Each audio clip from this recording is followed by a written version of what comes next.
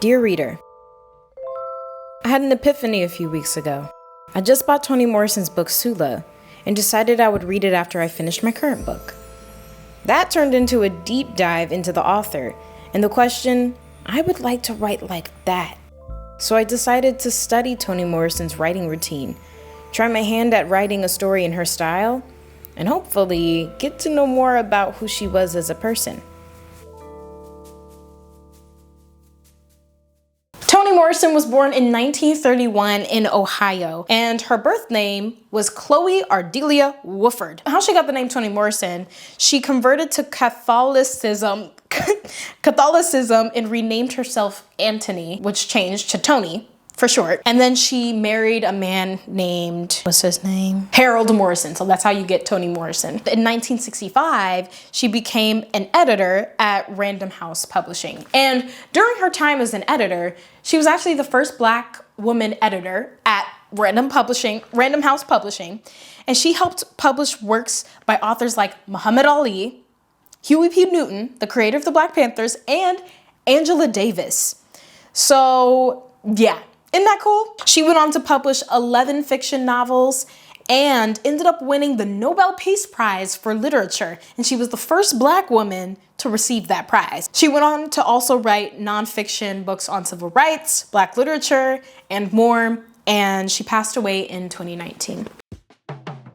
Tomorrow's the first day of the writing challenge, and I'm doing Toni Morrison's writing challenge first. Her writing routine consists of writing at home, writing before dawn so that she can watch the sun come in as she writes. Make a cup of coffee in the morning. I don't drink coffee, so I'm gonna be making tea or matcha. Writing with #2 pencil in a legal pad. Specifically, a 𝔂𝓸𝓾'𝓮 #2 soft pencil. Also, don't read the work aloud as you write. I think the most daunting thing for me is waking up at 5 a.m. I have got chamomile tea with magnesium droplets in it to try and get myself to be sleepy. I'm gonna be spending the rest of my time in bed playing Pokemon on my Switch and reading my book.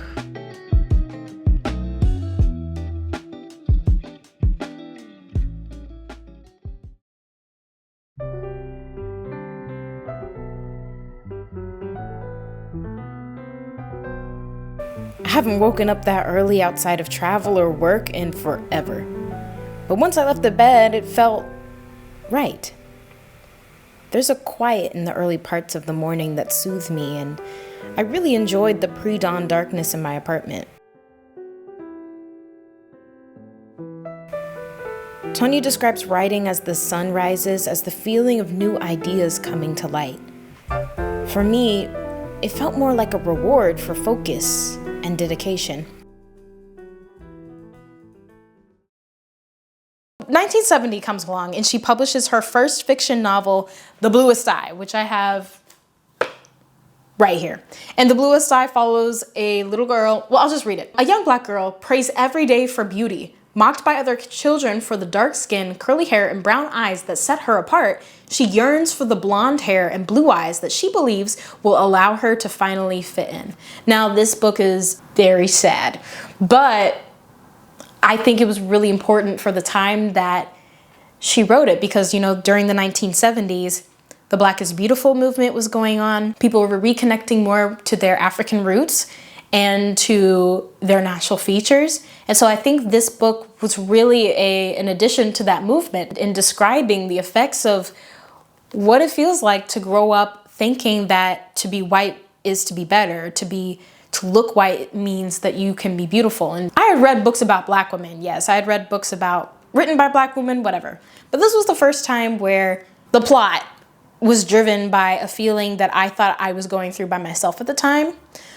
Which was high school. And I think that a lot of Black girls kind of have a rite of passage of this feeling, thinking that to be white or to have whiter features means to be beautiful. And I think this is something that you dismantle over time and that you grow out of. At least that was the case for me. And it was really comforting reading about that experience because it helped me to not feel as alone. And honestly, this book helped me in unpacking that feeling and releasing it. You know, even though it's a very sad book, I really love the way that Toni Morrison writes this book. So yeah, that's Toni Morrison. Back to the show.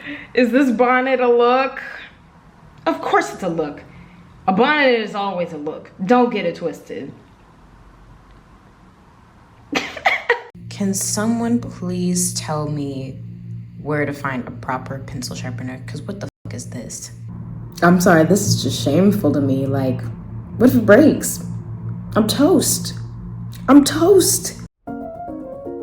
The biggest thing that I liked was the quiet. Being able to be creative before the day even started in a way, because it almost felt like there was this, it felt like I was in a liminal space where whatever I did in that moment wouldn't hold me back from anything else that I had to do. I'm taking this chance to plug my book, Black History is Your History.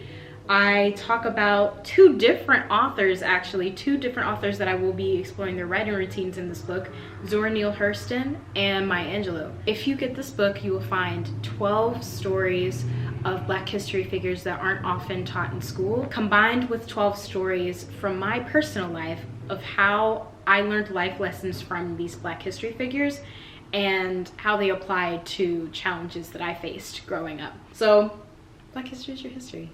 Thank you.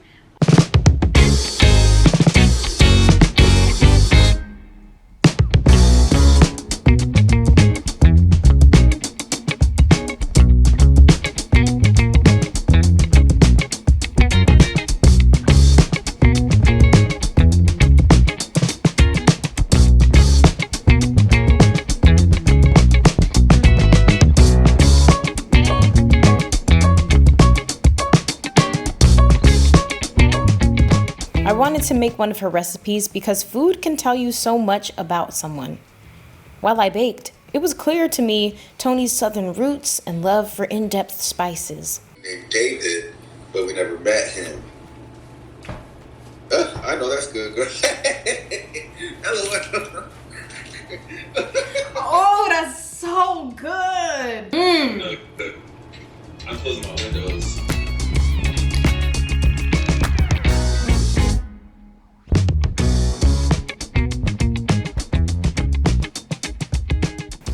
By the time I finished and tried it, I couldn't believe how tasty it was. The walnuts were crispy from the oven. Okay, Toni. It's browning the butter is really what makes this, I think. Actually, no, that's a lie. Nothing makes this. It's like everything. And I did my thing. I'm filming you getting a slice of the Toni Morrison cake. Let's see what you think. So what do you think though?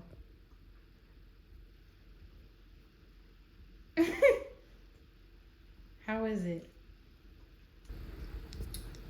You shouldn't have let me have this cake. What? You shouldn't have let me have this cake. Yes! That means it's good, right? It's gonna be gone. What? It's gonna be gone. You in my house.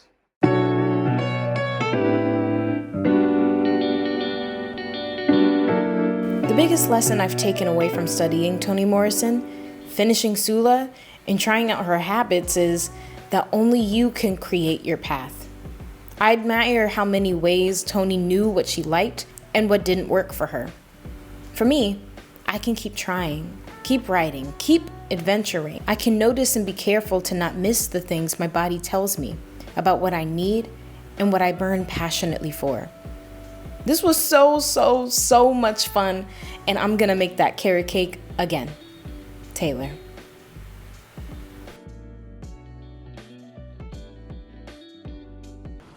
And I did my thing. Okay? I did that. Toni did that.